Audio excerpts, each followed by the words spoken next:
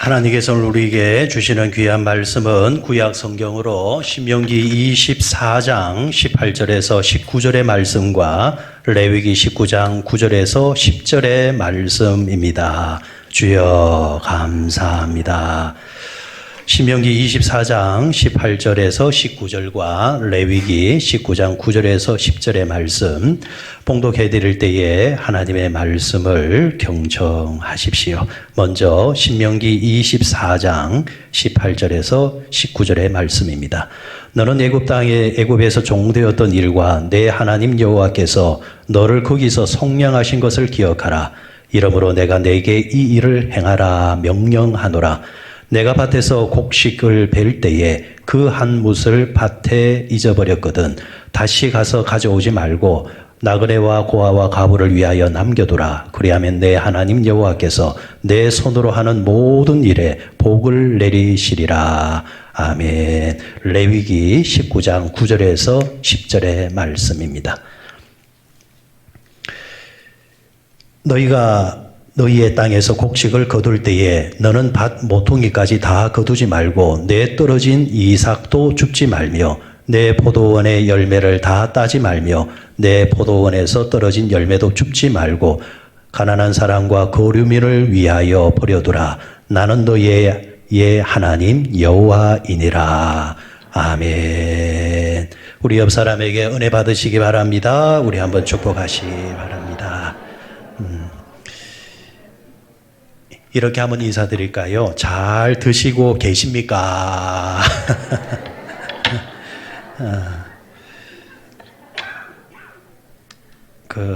요즘 복날이다 이런 날들도 있는데 여러분들 잘 드시고 계신가 모르겠습니다. 여러분들 여름 날 때에 일단 잘 드셔야 됩니다. 잘 드신다는 말은 일단 몸이 건강하다는 이야기고, 잘 못 먹는다는 말은 일단 몸이 안 좋으니까 안 먹힌다는 말입니다.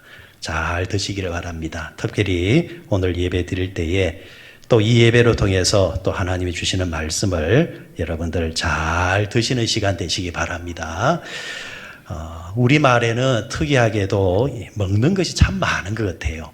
우리가 사용하는 일상의 용어를 가만히 이제 보게 되어지면은 이 먹는 이야기를 참 많이 하고 있습니다.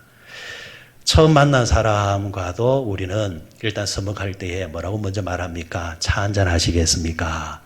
아니면은 이런저런 인사할 때에 할 말이 없으면은 우리가 꼭 이런 말 하잖아요. 다음에 만날 때 꼭 식사 한번 하십시다. 그런단 말입니다. 그렇게 식사 한번 하십시다. 그렇게 말했던 분이 한 1000명 정도 되는데 다음에 만나서 식사한 사람은 별로 몇 명 없습니다. 그러니까 할 말이 없으면은 다음에 꼭 식사하십시다. 이런단 말입니다. 아니면은 우리가 어른들을 뵐 때에 어떻게 합니까? 진지 잡수셨습니까? 드셨습니까? 아침에 만나면은 아침 드셨습니까? 점심에 만나면 점심 드셨습니까? 저녁에 만나면은 저녁 드셨습니까? 항상 이런 이제 먹는 것을 가지고 인사를 하더라는 것이죠.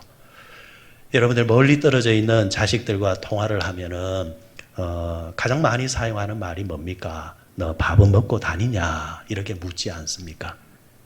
생일날에 반드시 먹어야 되는 것이 있습니다. 이거 안 먹으면 생일을 못 먹었다고 합니다. 못 받았다고 합니다. 뭐 먹어야 됩니까? 미역국을 꼭 먹어야 된다고 합니다. 여러분 여기서 퀴즈를 하나 내도록 하겠습니다. 절대로 먹으면 안 되는데 먹어야 되고, 정말 먹기 싫은데 먹어야 되는 거, 그렇게 미리 말해버리면 제가 김이 새버리잖아요. 그렇죠. 모른 척 하다가 이렇게 말을 하거나 아니면은 제가 말할 때 깜짝 놀란 듯이 그렇게 대답을 해줘야 이게 뭔가 오고 가는 건데, 맞습니다. 그 말씀대로 나이입니다. 나이는 자꾸 먹으면 어떻게 되는 겁니까? 결국에는 죽는 겁니다. 그렇잖아요. 나이를 계속 먹으면은 결국 끝에 가면은 먹다 보면은 죽게 되어 있더라는 겁니다. 그런데 여러분 재미난 것은 전 세계적으로 이 나이를 말할 때에 나이를 먹는다라고 표현하는 나라는 대한민국밖에 없다고 합니다.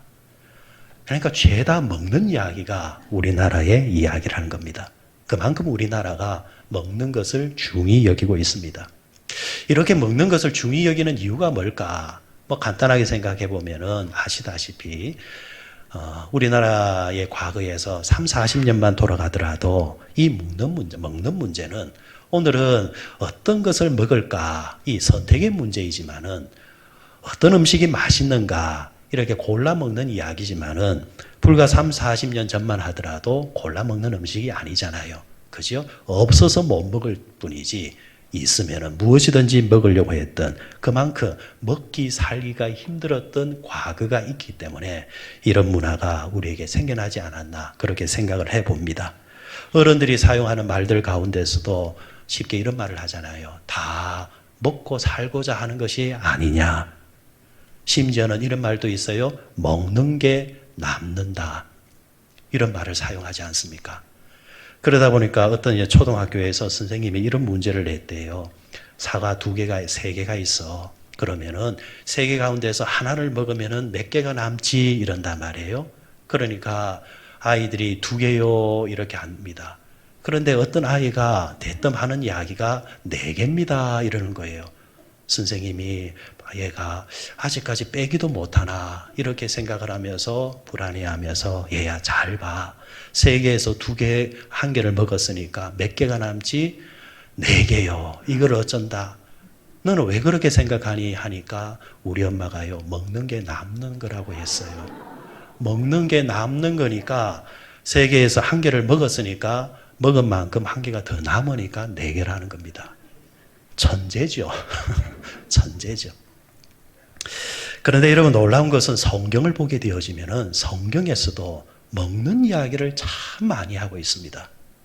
여러분 창세기를 펼치면은 인류의 역사, 사람의 역사가 시작되는 그 장면부터 선악과 선악을 알게 하는 나무의 열매를 먹느냐 마느냐의 문제로부터 시작이 됩니다. 그리고 예수님께서 우리를 위해서 피 흘려 돌아가실 때에 예수님께서는 당신의 살을 뭐라고 말씀하셨습니까? 생명의 떡이라 말씀하셨습니다. 당신의 피를 뭐라고 말씀하셨습니까? 생명의 피라 말씀하셨습니다. 먹으라 이렇게 말씀하십니다. 최후의 만찬조차도 먹는 것으로 이야기하면서 그러니까 성경은 시종일관 먹는 것에 대한 주제를 담고 있다라는 것이죠. 그런데 성경을 가만히 보면은 이 먹는 이야기는 단순히 오늘날 우리가 생존을 위해서 먹어야 되느냐 아니면은 어떤 것을 먹어야 내 입이 즐거우냐라는 수준에 머물지 아니하고 그 이상의 의미를 많이 담고 있더라는 겁니다. 특히 오늘 본문으로 삼고 있는 이 신명기와 이 레위기의 말씀을 가만히 보니까 참으로 보잘것없는 음식이에요. 참으로 작은 음식이에요. 땅에 떨어져 있는 이삭에 대해서 이 이삭을 줍는 행위를 통해서 우리에게 주시는 하나님의 교훈이 있더라는 겁니다. 땅에 떨어져 있는 이삭은 그냥 지나치면은 별로 의미가 없습니다. 줍는다고 해서 대단한 양식이 되는 것도 아닙니다. 하지만은 이 이삭을 줍는 행위를 통해서 우리에게 주시는 교훈이 있는데 그럼 줍는 이삭은 어떤 의미를 담고 있느냐? 첫째, 이삭 죽기는 과거를 기억하고 오늘을 도우라는 겁니다. 신명기 24장 18절 말씀으로 다시 가보시면 너는 애굽에서 종되었던 일과 내 하나님 여호와께서 너를 거기서 속량하신 것을 기억하라. 이러므로 내가 내게 이 일을 행하라 명령하노라. 말씀의 시작을 어떻게 하고 있습니까? 너는 애굽에서 고생했던 때를 기억하라는 겁니다. 생각해 보라는 겁니다. 오늘 살아가는 이 삶이 아니라 지난 과거 때 10년 전에, 20년 전에, 30년 전에, 40년 전에, 50년 전에 네가 어떻게 살았느냐 한번 과거를 한번 돌아보라는 겁니다.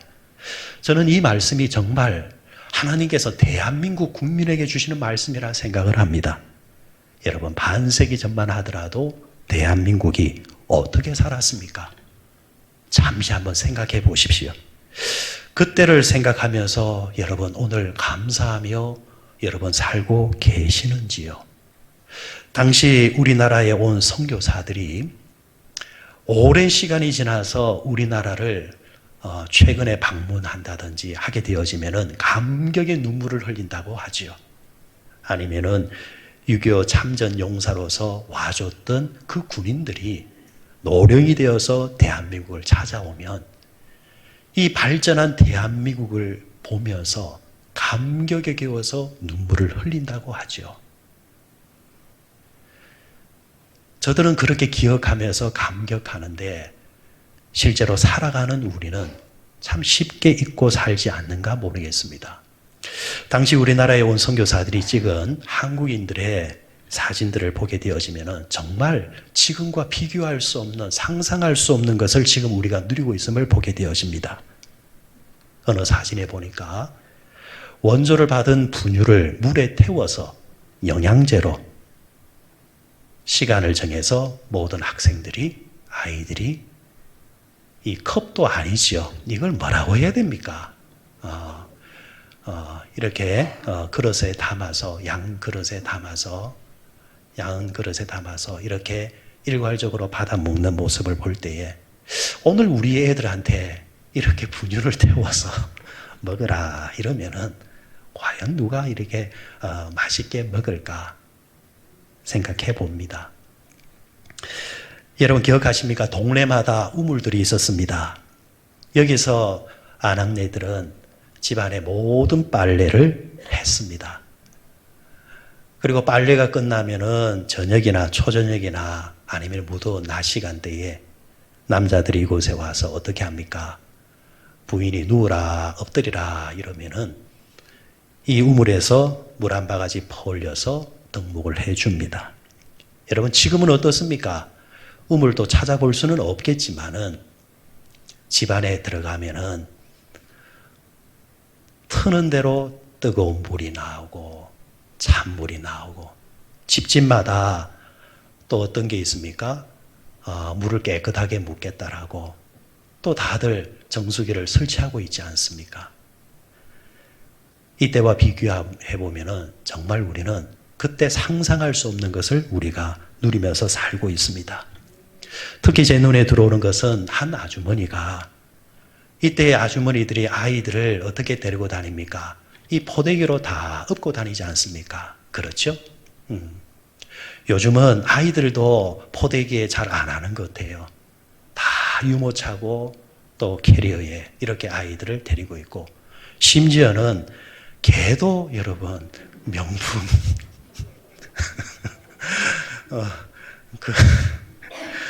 수레에 이제 끌고 다니는 곳에 이제 담아서 이렇게 다니는 거. 상상이나 했겠습니까? 그런데 제가 이 그림에서 눈에 들어오는 것은 한 아주머니가 아이에게 젖을 먹이기 위해서 시장 한복판에서 젖을 내어놓고 아이를 먹이고 있습니다. 이 그림이 오늘 어디서 볼 수 있느냐 하면은 사실은 아프리카 난민들에게서 볼 수 있는 장면입니다. 그 옛날 50년, 60년 전, 70년 전에 우리가 했던 행위들을 지금 아프리카 난민들이 그런 곳에서 빈민국들이 하고 있단 말이죠. 그만큼 여러분 하나님은 우리나라를 축복하셨습니다. 축복하셔서 이런 과거를 뒤로 한 채 정말 비교할 수 없는 것을 오늘 우리는 누리고 있습니다. 자, 그러면 다시 성경으로 돌아와서 하나님은 왜 이런 과거를 기억하라 말씀하시는 걸까요? 그때 배고픈 시절을 기억하고 현재 배고픈 사람을 도우라는 겁니다. 너도 그런 때가 있었지 않느냐? 너도 그런 배고픈 시절이 있었지 않느냐? 그렇다고 한다면 이제는 하나님을 대신해서 너의 손이 하나님의 손이 되게 하고 너의 호주머니가 하나님의 손길이 되게 해서 그들을 도우라는 겁니다. 단순히 우리가 이런 그림을 보면서 저런 시절이 있었지, 저런 과거가 있었지, 오늘은 정말 잘 먹고 잘 살게 되었으니 이 얼마나 감사하냐 라는 수준에 머물지 말고 그때 고생했던 것이 사실이라고 한다면 오늘 하나님의 명령에 따라서 지금 배고픈 사람을 도와야 된다는 것입니다. 그런 의미가 바로 이 이삭 죽기라는 이 행동에 담겨져 있는 겁니다. 오늘 본문에서 구체적으로 하나님이 이렇게 말씀을 줍니다. 19절로 다시 보시면 내가 밭에서 곡식 벨 때에 그 한 뭇을 밭에 잊어버렸거든. 이렇게 말합니다. 이 말이 무슨 말이냐 하면은 여기서 한 뭇이라 할 때 이 한 뭇은 한 단을 말하는 겁니다. 한 단, 한 단.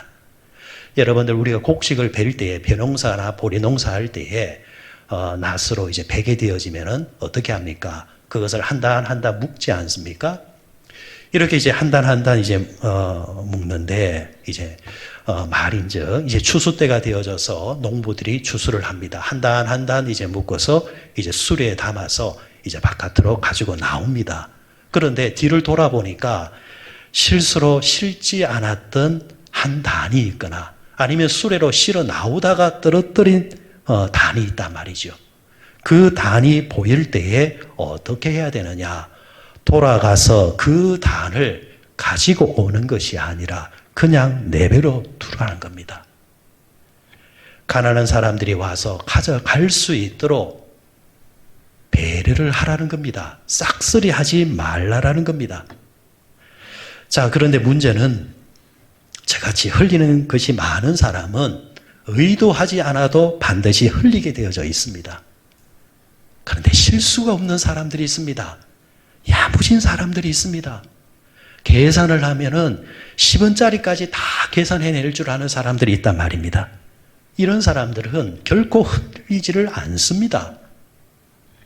야무진 사람들입니다. 그러면은 그 사람의 논이나 밭에서는 가난한 사람들이 얻어갈 게 없다라는 겁니다. 그래서 하나님은 권면의 자원이 아니라 명령으로 말씀을 주신 겁니다. 명하노니까 너희들은 반드시 그것을 내버려 둬야 된다. 이렇게 율법으로 규정해 주신 것입니다. 오늘 본문의 두 번째로 말씀을 삼았던 레위기 19장을 한번 더 보게 되어지면은 이 19장 9절에서 10절에서는 이렇게 말씀을 합니다. 너희는 너희의 땅에서 곡식을 거둘 때에 너는 밭 모퉁이까지 다 거두지 말고 내 떨어진 이삭도 줍지 말며 내 포도원의 열매를 다 따지 말며 내 포도원에서 떨어진 열매도 줍지 말고 가난한 사람과 거류민을 위하여 버려두라. 나는 너희의 하나님 여호와니라. 아멘. 반복되는 말씀이죠. 이삭이고 또 이제 덧붙여서 말씀하시는 것이 포도원의 열매까지도 어떻게 하라는 겁니까? 의도적으로 내버려 두라는 겁니다. 손대지 말라라는 겁니다. 여러분, 포도원에서 떨어진 열매도 줍지 말라 이렇게 말씀을 하셨죠? 아시다시피 떨어진 열매는 사실은 상품성이 없습니다. 그렇잖아요. 내다 팔 수도 없습니다. 하지만 먹을 수는 있습니다. 가난한 자들에게는 이것이 양식이 되므로 그냥 내버려 두라는 겁니다. 싹싹 긁어 모아서 접으로 빼먹지 말라라는 겁니다. 그 정도는 내버려 두라는 겁니다. 이처럼 가난한 자들에 대한 하나님의 사랑은요, 이제 제사 제도 가운데서 화목제라는 제사가 있는데 이 제사 제도를 통해서 이 하나님의 마음은 절정을 이룹니다. 레위기 말씀을 보게 되어지면 1장, 2장, 3장, 4장, 5장 이렇게 말씀이 진행되면서 이스라엘의 5대 제사가 나옵니다. 첫째는 번제요, 두 번째는 소제요, 세 번째는 화목제요, 네 번째는 속죄제요, 다섯 번째는 속건제입니다. 그 가운데 있는 이 화목제는 다른 제사와 결이 다르고 독특한 형태를 가지고 있습니다. 다시 말해서 다른 모든 제사들은 하나님과 나 사이입니다. 그래서 하나님께 드려졌던 모든 제물들, 예물들은 단 위에서 불태워서 하나님께 향기로운 연기로 올라가게끔 합니다. 그런데 이에 반해서 화목제는 다른 특징이 있습니다. 최소한의 제단에 올릴 제물만 올려놓고 제사장은 받았다가 다시 제물을 바친 자에게 돌려줍니다. 자, 이렇게 한번 생각해 보십시다. 어떤 평민이 이 화목제로 드리기 위해서 소 한 마리를 끌고 왔습니다. 화목제로 하나님께 드리고자 합니다. 하나님과 나 사이가 화목하기를 원합니다. 이렇게 소 한 마리를 끌고 옵니다. 그러면 제사장은 그 소를 받아다 그 자리에서 그 목을 땁니다. 각을 뜹니다. 그리고 하나님께 올려드릴 이 제물을 단 위에 펼쳐 놓고 하나님께 불태워서 올려드리지요. 그리고 나서 돌아서서 그 소를 끌고 왔던 사람에게 이 소의 고기를 그대로 내어줍니다. 단 조건이 있습니다. 돌려받는 이 고기를 집으로 가져가서 오늘 해가 지기 전에, 오늘의 시간이 끝나기 전에 다 먹어야 하는 겁니다. 만일에 남겨두게 되어지면은, 그 다음 날까지 남겨두게 되어지면은 이 제사는 무효가 되는 겁니다. 헛제사가 된다는 거죠. 그럼 여기서 또 한번 생각해 보십시다. 한 가정의 식구가 몇 명이 되겠습니까? 요즘은 소가족이 되어져서, 핵가족이 되어져서 뭐 3명, 4명, 5명이지만 과거 시대 때는 가족이 좀 많으니까 한 집안에 10명 이렇게 있을 수 있겠죠. 그런데 여러분, 아무리 10명이라 할지라도 20명이라 할지라도 소 한 마리를 그날에 다 먹을 수 있겠습니까? 아무리 먹으려고 해도 소 한 마리를 그날에 다 먹을 수 있는 가정은 없을 거란 말이죠. 그러면은 어떻게 해야 됩니까? 싫든 좋든 간에 그 고기를 나누어야 되는 겁니다. 옆집에 갖다 주어야 되는 겁니다. 이렇게 될 때에 한 사람으로 끝나는 것이 아니라, 한 가정으로 끝나는 것이 아니라 하나님의 율법에 의해서 모든 사람들과 함께 나누는 음식이 되는 겁니다. 다시 말해서 하나님은 당신하고 화목하기를 원하시지만은 그 화목은 확장이 되어져서 하나님을 믿는 사람이라고 하면은 하나님의 백성이라고 한다면 돌아가서 가정에서 가족들과 화목해야 되고 함께 살아가는 사람들과 화목해야 된다. 다만 여러분, 옛날이나 지금이나 화목할 때에 가장 쉽게 접근하는 게 뭡니까? 함께 먹는 겁니다. 함께 먹어서 나누라는 겁니다. 여러분, 우리가 코로나 시대 때에 오랫동안 식사 공동체를 하지 못했지 않습니까? 여러분, 우리도 알고 있지 않습니까? 많은 분들이 그러더라고요. 목사님 예배만 드리고 돌아가니까 뭔가 서먹하고 교인들과 이렇게 나눔이 없으니까 뭔가 허전합니다. 같이 앉아서 숟가락을 뜬다는 자체가 여러분, 화목의 시작인 것입니다. 그래서 이 화목제사의 이 정신은 하나님과 화목하기를 원하느냐? 그렇다고 한다면 돌아가서 너희 주변 사람들과 화목하거라. 그 가운데는 어떤 사람들도 있겠습니까? 평상시에 자기의 힘으로, 자기의 돈으로 고기 한 건 사 먹지 못하는 사람들이 많단 말입니다. 누군가가 화목제를 올려드리게 되면은 그날은 고기를 먹을 수 있는 날이 되어지는 것입니다. 그렇게 해서라도 하나님은 가난한 자들이 먹을 수 있도록 배려를 해 주신 것입니다. 자, 그러면 하나님께서는 왜 이렇게 율법으로 말씀을 하셨을까? 오늘 본문에도 명령하노라 이렇게 말씀하셨지 않습니까? 이삭 한 톨조차도 왜 이렇게 율법으로 그렇게 나누는 것이 좋지 않겠느냐? 그렇게 좀 살아라. 이렇게 권면으로 말씀할 수도 있지만은 하나님이 왜 이렇게 강제 조항으로 율법으로 제정을 해 놓으셨을까? 이유는 간단합니다. 하나님은 긍휼이 많으시지만 인간은 그 욕심이 끝이 없다라는 겁니다. 하나를 가지면 2개를 가지려고 하고 2개를 가지면은 3개가 아쉽고 떨어진 그 쌀 한 톨조차도 모아서 가져가고 싶은 욕심이 인간이기 때문입니다. 심지어는 버릴지언정 나누기를 싫어한다라는 것입니다. 그런 인간의 습성을 너무 잘 아시기 때문에 이렇게 나눔에 있어서는 이렇게 율법으로 정해내 놓으신 것입니다. 저는 그런 면에서 우리나라 음식의 특징 가운데에서 참 이 국물 문화가 참 정스러운 것 같아요. 한국 음식은 모든 음식이 국물이 있잖아요. 그렇죠? 옛날 어른들 보니까 밥상에 밥만 있어서는 안 됩니다. 반드시 옆에 뭐가 있어야 됩니까? 국이 있어야 됩니다. 애초에 국물 없이 만들어진 음식조차도 시간이 지나면 자연스럽게 국물이 배어 나오는 것이 우리나라 음식의 특징입니다. 여러분 김치 담글 때에 배추김치 담글 때 보십시오. 처음에는 국물이 없다가 시간이 지나면 뭐가 생깁니까? 김치 국물이 생깁니다. 우리가 사용하는 말 가운데 그런 말이 있죠. 국물도 없는 줄 알아라. 그러잖아요. 니 자꾸 그런 식으로 하면 국물도 없다 이러잖아요. 이게 상대에 대해서 너 그렇게 하지 말라라는 경고성의 말로도 사용되지만 반대로 말하면 좋게 생각해 보면은 시간에서는 국물은 남겨둔다라는 겁니다. 이 국물이 바로 오늘 이삭이고 땅에 떨어진 열매고 모퉁이의 곡식입니다.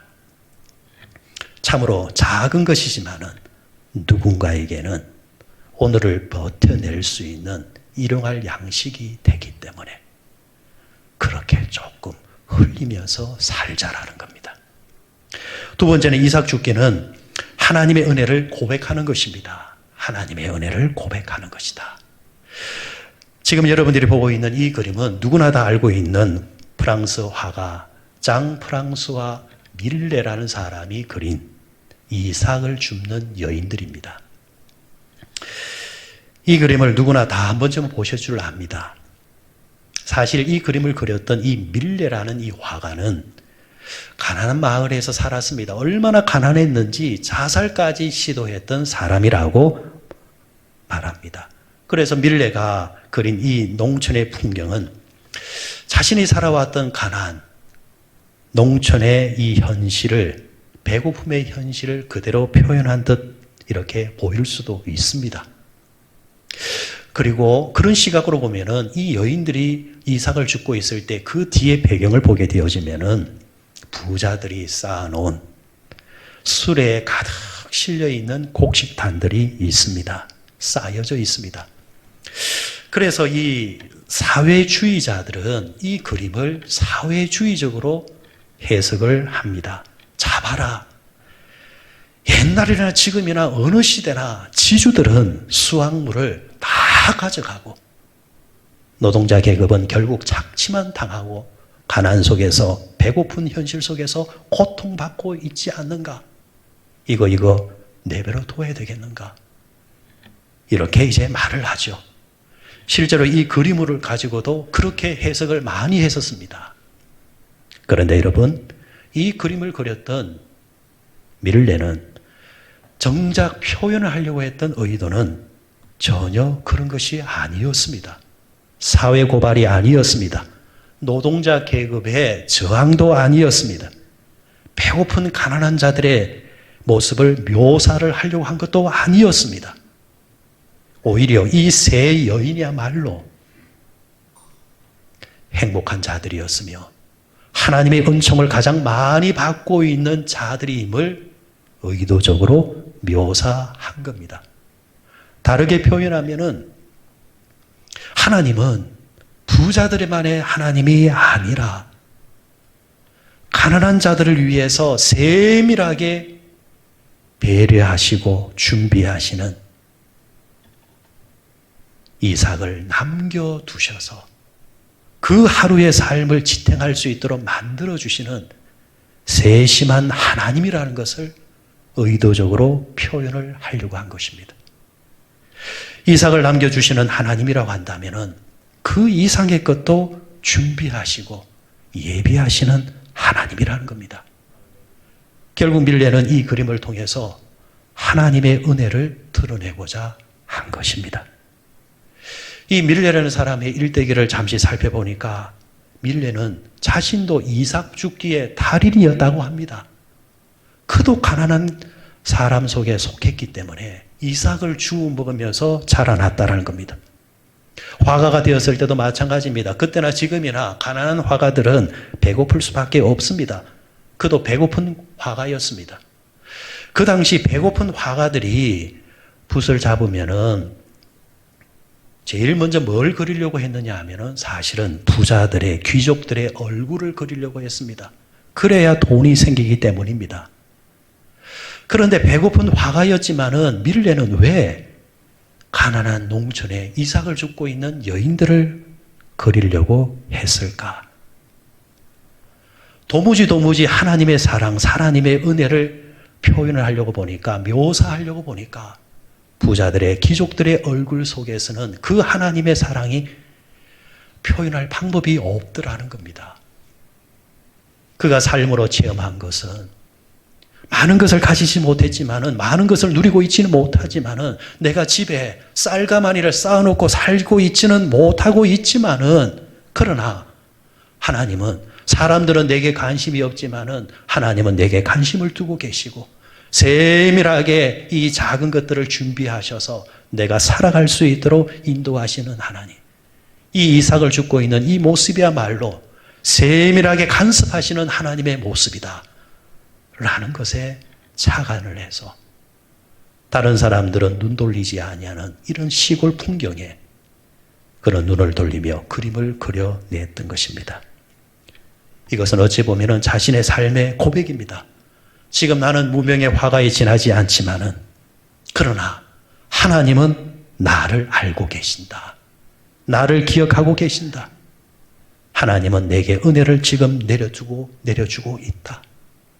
우리가 지금 큰 것을 얻을 때만 감사한 것이 아니라 지극히 작은 이삭 앞에서도 감사하는 자가 되는 것이 사실은 신앙이요 믿음이 아닐까. 이 작은 것에 감사하는 자가 결국에는 나중에 작품을 만들어내지 않을까. 결국 그는 오늘 읽었던 이 신명기 말씀에 대한 지식이 있었기 때문에 이 그림을 그렸던 것입니다. 여러분, 그렇습니다.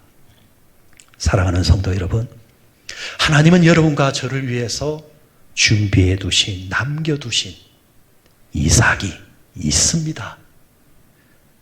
어떻게 보면 이 이삭은 작은 것입니다. 남들과 비교해 보면은 참으로 지극히 작은 것입니다. 하지만 이 작은 것 앞에서도 감사하십시오. 은혜로다, 은혜로다 하면서 불평과 원망하면서 줍는 것이 아니라 찬송하면서 감사하면서 주십시오. 그곳에서 기적이 일어납니다. 그리고 훗날 그것이 작품이 되어지고 그 시절을 생각하면서 간증하는 제목이 분명히 될 줄 믿습니다. 예수님께서도 이삭과 같은 물고기 2마리와 보리떡 5개, 정말 보잘것없는 거잖아요. 그런데 보리떡 5개, 물고기 2마리를 손에 드시면서 감격하셨습니다. 그 작은 것에 예수님이 뭐라고 하셨습니까? 아버지여, 감사합니다. 감사합니다. 그 작은 것에 감사할 때에 기적이 일어났잖아요. 그러므로 큰 것이 아니라 할지라도, 이삭이라 할지라도 주면서 감사할 수 있는 여러분들 되시기를 바랍니다. 세 번째, 이삭 죽기는 내일의 약속입니다. 성경을 보게 되어지면 대표적으로 이삭 죽기에 대표적인 사람으로 등장하는 사람이 바로 룻기에 나오는 룻이라는 여인임을 보게 됩니다. 자, 이 룻이라는 여인의 이삭 죽기를 한번 이 시간 잠깐 생각해 봅니다. 이 룻이라는 여인은 출신이 이방입니다. 모압 여인입니다. 가난하기까지 했습니다. 심지어 남편도 일찍이 잃어버린 여인입니다. 오늘로 말하면 국제 결혼을 했습니다. 여러분, 국제 결혼을 할 때에 웬만해서는 안 하지만 하게 되어지면은 하는 이유가 뭡니까? 친정이 너무 못 사니까, 너무 가난하니까 시집이라도 가서 시집을 통해서 도움을 좀 받고 친정에 좀 도움을 주고자, 그런 마음으로 국제 결혼을 해서 오시는 분들이 참 많지 않습니까? 아마 룻도 그런 여인이었지 않는가 생각해 봅니다. 그런데 아플사 시집을 와 보니까 이 친정 못지않고 어찌 보면은 친정보다 더 못한 거예요. 살 길이 막막합니다. 심지어 남편이 지병으로 죽게 됩니다. 시집에 있는 남자들이 시동생들도 다 죽습니다. 이제 남은 자라고는 시어머니하고 며느리 2사람밖에 없어요. 이 현실 앞에 시어머니 나오미도 아무리 생각해도 여자로서 너무 불쌍한 거. 내가 이렇게 사는 건 어쩔 수 없다마는 내 집에 시집 온 이 며느리들이 이렇게 사는 것은 너무 미안해가지고 며느리들을 다 불러다가 앉혀놓고 내가 너희들 생각하니까 참 미안하고 불쌍하구나. 돌아가라. 돌아가는 친정이 여기보다 안 낫겠느냐 하면서 며느리들을 집으로 친정으로 돌아가라 허락을 해줍니다. 그런데 그 2며느리 가운데서 한 며느리는 기다렸다는 듯이 예 어머니 하고 친정으로 내뺍니다. 방법이 없으니까요. 새롭게 출발하기 위해서 갑니다. 현실적인 판단 아닙니까? 그런데 이 룻이라는 이 여인은 어머니에게 이렇게 말합니다. 어머니께서 가시는 곳에 나도 가고 어머니께서 유숙하는 곳에 나도 유숙하겠습니다. 나로 어머니를 떠나 돌아가라 강권하지 마옵소서. 나는 믿습니다. 어머니의 하나님이 나의 하나님이 될 것이고 어머니의 백성이 나의 백성이 될 것입니다. 이렇게 외치면서 어머니 치마를 부여잡습니다. 그러니까 나오미가 네가 좋은 그릇하고 한다면 그래. 살아도 같이 살고 죽어도 같이 죽자 하면서 그 며느리의 손을 잡고 이 시어머니의 고향 베들레헴으로 들어갑니다. 문제는 고대 시대 때 남자 없이 이 여인들이 살 수 있는 길은 없었습니다. 시어머니 나오미는 이미 늙은 노모입니다. 노동력이 전혀 없습니다. 모든 것을 누가 이 룻이 감당해야 합니다. 그런데 룻이 그 당시 할 수 있는 일이라고는 고대 사회에서는 결국 이삭 죽기밖에 없었습니다. 부잣집 논에 들어가서 밭에 들어가서 율법으로 정한 그 떨어진 이삭과 과일을 줍는 이 일밖에 없단 말입니다. 그래서 이삭을 주우면서 어머니를 복양하면서 살아갑니다. 자, 그럼 여러분 여기서 한번 생각해 볼 것이 이 룻이라는 여인이 어떻게 보면은 이 구질구질한 삶을 왜 자청했을까요? 여러분 이 나오미와 이 룻이 살아갔던 삶이 여러분 생각해 보면 참 구질구질 안 했겠습니까? 입고 있는 옷도 그럴 것이고 얼굴 피부도 그럴 것이고 그 주워온 그 이삭을 가지고 그걸 밥을 해먹는 그 삶이 얼마나 구질구질하게 보입니까? 아마 친정에서 봤으면 기가 찼을 겁니다. 자, 그런데 이 룻이 그걸 뻔히 알면서도 왜 이런 삶을 자청을 했을까요? 저는 룻이 앞서 나오미에게 말한 고백에서 답이 있다고 생각합니다. 이 룻은 어머니에게 이렇게 고백했지요. 어머니, 나로 어머니를 떠나서 돌아가라 강권하지 마십시오. 어머니의 하나님이 나의 하나님이 되고 어머니의 백성이 나의 백성이 될 것입니다. 자, 이 말이 왜 중요하냐면은 일찍 여러분 이 룻은 모압 여인이라 했잖아요. 우상을 섬기는 여인이었습니다. 그런데 우상을 섬기던 여인이 시집을 가면은 조금 먹고 살 수 있을까 싶어서 시집을 왔는데 현실은 힘들지만은 거기서 나오미를 통해서 누구를 만났느냐? 하나님을 만나고 하나님을 믿게 되어졌다라는 겁니다. 시어머니를 통해서 하나님을 만났는데 그의 고백이 뭡니까? 어머니의 하나님이 나의 하나님이 되고 나의 하나님이 되었다라는 겁니다. 나의 하나님이 안 되어 있으면은 세상적인 판단에 의해서 도망가는 게 맞습니다. 어머니는 어머니고 이러다 저러다 고생하다 뭐 어떻게 뭐 죽든지 살든지 나와는 상관이 없어 하면서 도망가는 게 세상의 방식이잖아요. 그런데 이미 그는 어머니 하나님이 내 하나님이 되어버린 거예요. 내 안에 있는 하나님이 믿는 그 하나님 양심상 그렇게 못하겠다라는 겁니다. 그리스도인의 양심이에요. 그리스도인의 양심이 그녀에게 있으니까 나는 그 양심에 의해서 어머니를 못 떠납니다. 어머니와 함께 할 것입니다. 결국 여러분 이게 나중에 복이 되는 거예요. 여러분 우리도 그렇습니다. 신앙생활 할 때 여러분 돌아가는 사람들은 주저앉는 사람들은 다 이유가 있습니다. 우리는 누군가에 의해서 교회에 오셨잖아요. 아내를 통해서 남편을 통해서 친구를 통해서 이웃을 통해서 부모를 통해서 이렇게 우리는 이곳에 앉아 있습니다. 반드시 여러분들 나의 하나님으로 빨리 만나야 됩니다. 나의 하나님 그분 때문이 아니라 하나님 때문에 이 신앙을 끝까지 승리하게 되는 겁니다. 그럴 때에 그 다음으로 이어지는 겁니다. 그 다음이 뭐였습니까? 어머니의 백성이 나의 백성이 될 것입니다. 저는 이것을 꿈으로 봅니다. 비전으로 봅니다. 희망으로 봅니다.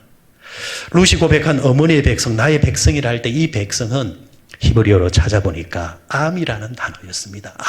암이라는 말은 그 뜻이 민족입니다. 지금은 나 혼자지만은 하나님께서 나로 통해서 민족을 이루실 거라는 겁니다. 집안을 이루실 거라는 겁니다. 하나님께서 아브라함을 부르실 때 너는 지금 혼자지만은 네가 훗날 너로 통해서 내가 민족을 이룰 것이라 이렇게 축복하신 것처럼 그 축복 그 비전 하나 붙잡고 미지의 땅으로 향해서 간 것처럼 지금 이 여인도 어머니의 백성이 나의 백성이 될 것입니다.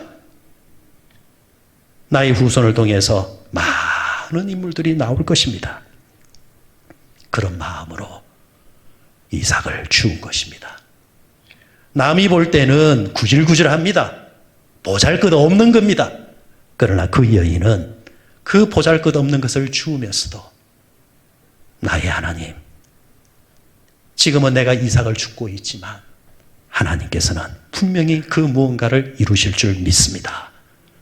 그렇게 주운 겁니다. 결국 그의 꿈대로 됩니다. 어느 날 이삭을 죽고 있는 이 여인의 모습을 보았습니다. 저는 하나님께서 감동을 주셨다고 생각합니다. 하나님께서 감동을 주니까 보아스라는 유력한 부자가 있었습니다. 이 룻이라는 여인이 눈에 들어오는 겁니다. 여러분 생각해 보십시오. 까맣게 걸려있는 화장품이라고는 하나 없는 배고프게 살아가는 여인이 무슨 피부가 이쁘고 아름답게 보이겠습니까? 이삭을 주우러 나오는 이 가난한 여인이 무슨 빗질을 하고 이쁘게 채비를 해서 나왔겠습니까?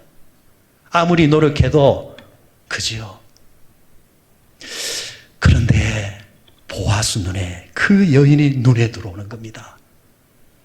저는 하나님의 설계라 믿습니다. 하나님께서 설계를 다 해가지고 다른 여인이 아니라 이 여인이 눈에 싹 들어오게 만들어서 이 여인은 이 보아스와 결혼을 하게 되어집니다. 그리고 이 여인을 통해서 그 자식의 자식으로 내려가니까 누가 나오느냐 하니까 바로 이 가게에서 다윗이라는 인물이 나옵니다. 다윗 왕의 정조모가 바로 룻입니다. 심지어는 마태복음 1장에 보면은 아브라함으로부터 시작해서 예수님까지 내려가는 족보에 보면 당당하게 여자로서 그 이름을 예수님 족보에 올려놓습니다. 다윗 왕의 할머니만 되는 것이 아니라 육신의 혈통으로는 예수님의 조상까지 오르는 반열까지 오르게 됩니다. 그의 고백대로 어머니의 백성이 나의 백성이 된 겁니다. 그러므로 여러분, 오늘 우리는 살아가는 현실이 힘들고 어렵고 과거에 비해서 내가 줍는 것이 이삭과 같이 참 작은 것을 거두면서 살고 있다 할지라도 뒤돌아보시면서 남들이 쌓아놓고 있는 그런 쌀가마니를 보면서 낙심하지 마십시오. 실망하지 마십시오. 불평하지 마십시오. 비판하지 마십시오. 비교하지 마십시오. 신앙을 내려놓지 마십시오. 오히려 지금 내게 주신 것에 감사하고 그 이삭에 자족하면서 최선을 다하십시오. 대신에 꿈을 주십시오. 기도하면서 고백하십시오. 하나님이 나의 하나님이시고 어머니 하나님이 나의 하나님이라 고백했던 룻처럼 하나님, 저들의 하나님이 나의 하나님이 되실 줄 믿습니다. 내가 꿈꾸는 것에 하나님이 되시는 줄 믿습니다. 내가 기도하는 것을 들으시고 응답하시는 하나님이 되실 줄 믿습니다. 이렇게 믿으면서 주십시오. 하루가 지나고 이틀이 지나고 몇 년의 시간이 지났을 때에 그 과거에 우리가 이렇게 살 수 있을까 상상할 수 없었던 그 상상을 현실로 우리가 누리면서 우리가 과거에 비해서 사람에 비해서 살고 있는 것처럼 조금의 시간이 지났을 때에 우리는 또 그 고백을 하게 될 줄 믿습니다.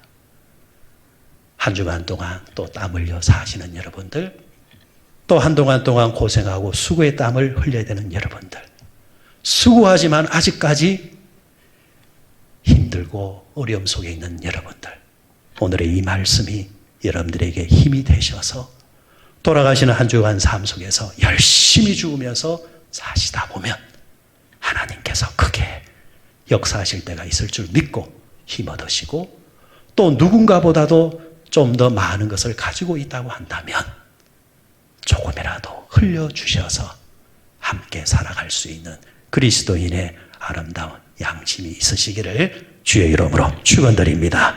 우리 다 같이 일어나셔서 기도하십시다. 기도하실 때에 하나님께서는 가난한 자들을 위해서, 부족한 자들을 위해서 이삭을 흘려주어라 이렇게 말씀해 주셨습니다. 흘려주셔야 됩니다. 작은 것을 나누라 하셨습니다. 여러분들에게 그 나눌 수 있는 여유가 있는지요? 그렇다고 한다면 다른 이유가 아니라 하나님께서 내게 주신 복과 하나님의 말씀에 의해서 부족해서가 아니라 모자라서 흘리는 것이 아니라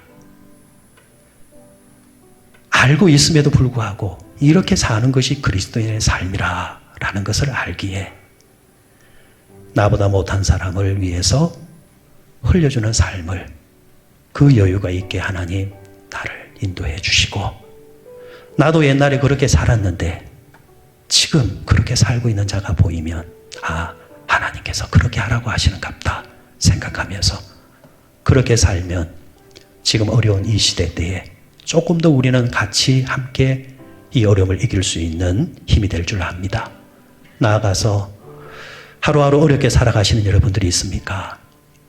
여러분들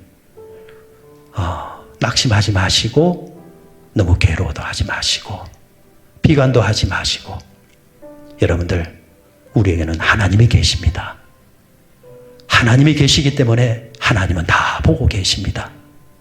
지금은 작은 것을 줍지만은 작은 것을 주우면서 기도하십시오. 하나님, 이 작은 것을 주울 때에 나는 기도로 생명을 불어넣습니다. 주여, 이 이삭이 변하여 하나님 가마니가 될 것이고 이 가마니가 변하여서 땅이 될 것이고 땅이 변하여서 하나님 집안이 되고 가문이 되어지고 하나님 번성의 역사 다른 사람들에게 흘려줄 수 있는 축복 축복의 가문으로 하나님께서 만들어 가실 줄 믿습니다. 힘들 때에 불평하지 않겠습니다. 최선을 다하겠습니다. 이번 한 주간도 그런 마음으로 심으며 살겠습니다. 우리 고백하며 이 시간 우리 다 같이 2분간만 기도합니다. 하나님 아버지, 무더운 날씨 속에서도 우리 사랑하는 성도들 하나님 살게 하여 주시고 이길 수 있는 힘을 주심을 고맙고 감사합니다. 하나님 아버지, 사랑하는 성도들 하나님 이번 한 주간 동안 땀 흘려 또 수고하며 살 때에 하나님 기억하여 주시고 한 사람 한 사람이 하나님 살아갈 때에 보여지는 이삭이 있게 하여 주시고 또 누군가의 하나님 이 이삭은 생명과 같은 것이기 때문에 하나님 흘려주는 삶을 살게 해 주시옵소서. 아버지 하나님, 하나님께서 떨어뜨리라 말씀하셨으니 떨어뜨리겠습니다. 누군가에게 밥 한 그릇을 대접하면서 살겠습니다. 하나님 아버지, 나아가서 하나님 과거에 비해서 수입이 줄었습니까? 과거에 비해서 창고가 비었습니까? 하나님이 너무 낙심하지 않겠습니다. 너무 실망하지 않겠습니다. 하나님 오히려 이때가 기도할 때라 생각하면서 꿈을 심겠습니다. 꿈을 뿌리겠습니다. 은혜를 뿌리겠습니다. 하나님 아버지, 이 시간이 쌓이고 쌓이다 보면은, 기도가 쌓이고 쌓이다 보면은 우리에게 돌려주시는 은혜가 클 줄 믿습니다. 눈물을 흘리며 씨를 뿌리는 자는 반드시 기쁨의 단을 가지고 돌아오리라 약속하셨사오니 그 말씀대로 살겠습니다. 하나님 아버지, 고맙고 감사합니다. 오늘도 하나님의 성전에서 하나님과 만남을 통해서 주시는 말씀 통해서 이 시간 다시 한 번 더 결단을 합니다. 하나님, 우리의 과거를 돌아보면은 아무리 우리가 힘들고 어렵다 하지만은 지난 과거를 돌아보면은 정말 우리가 누리고 있는 것이 정말 많다라는 것을 하나님 깨닫게 되어집니다. 아버지 하나님, 원하옵기는 그 옛날에 그렇게 어렵게 살 때에 하나님의 손길과 누군가의 손길을 통해서 내가 도움을 받아서 여기까지 왔으니 이제는 내가 누군가에게 흘려주는 자, 떨어뜨려주는 자가 되어지게 하나님 나를 사용하여 주시옵소서. 누군가에게 주는 복된 말 한마디가 넘어지는 자를 다시 일으켜 세워줄 수 있으며 누군가에게 따뜻하게 대접하는 차 한 잔이 어떻게 보면 밥 한 그릇이 그에게는 큰 용기가 될 수 있으니 그 정도의 이삭 정도는 우리는 다 가지고 있을 줄 압니다. 하나님, 그렇게 살고자 노력하는 또 한 주간이 되게 해 주시옵소서. 아버지는 또 우리 가운데서는 지난 과거에 비해서 하나님 수입이 많이 주신 분들도 있습니다. 하나님 어려운 시간에 고비를 넘어가시는 분들이 있습니다. 매일매일의 걱정을 따하는 채 살아가시는 분들이 있습니다. 아버지 하나님, 이럴 때 하나님 작은 것을 얻는다 할지라도 하나님 그 작은 것에 너무 집중하지 않게 하시고 함몰되지 않게 하시고 이 작은 것을 주우면서도 원대한 꿈을 심게 하여 주시옵시고 믿음을 심게 하여 주시옵시고 비전을 심게 하여 주시옵소서. 어머니 하나님이 나의 하나님이 되고 어머니의 백성이 나의 백성이 될 것입니다. 믿음으로 심었을 때에 위대한 여종이 되었던 것처럼 우리도 이 한 주간 그렇게 삶으로 통하여서 너무 먼 시간이 되기 전에 하나님 우리의 심은 대로 거둘 때에 하나님 슬픔이 변하여 환희가 되어지고 눈물이 변하여 기쁨이 되어지는 은혜의 주인공들, 많은 사람들에게 간증하는 자가 될 수 있도록 우리 성도들과 함께하여 주옵소서. 세상을 향해 나가는 우리 모든 성도들 위해 우리 하나님 힘, 권세, 은혜 주실 줄 믿사옵고 예수님의 이름으로 기도드리옵나이다. 아멘.